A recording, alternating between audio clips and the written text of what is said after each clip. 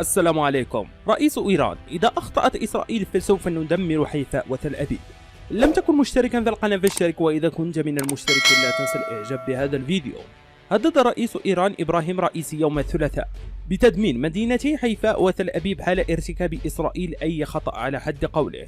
جاء ذلك في كلمة له بمناسبة يوم الجيش الإيراني، وهو يوم وطني تحتفل به طهران سنويا في 18 أبريل نيسان وفق وكالة إيرنا الإيرانية. وقال رئيسي: على أعداء إيران أن يعلموا، لا سيما كيان الاحتلال الصهيوني، أن أصغر حركة من قبلهم ضد إيران ستقابل برد ساحق.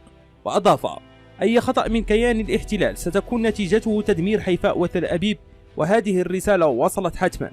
ووجه الرئيس الإيراني باسم جيش بلاده رسالة إلى القوات الأمريكية في منطقة الشرق الأوسط بالقول: غادروا المنطقة في أسرع وقت لصالحكم ولصالح المنطقة، فتواجدكم لن يعزز الأمن والاستقرار، مشددا على أن القوات الأجنبية تهدد أمن بلدان المنطقة فقط. وتابع رئيسي: لا يخفى على أحد في منطقة كيف دافعت قواتنا المسلحة على وحدة الأراضي ودول المنطقة، ونشهد اليوم استخدام معدات متطورة في الجيش، وهو تجسيد لشعار نحن نستطيع. في الأخير، إذا كنتم من المهتمين بهذه النوعية من الأخبار لا تنسوا الاشتراك لتتوصلوا بالجديد، وشكرا.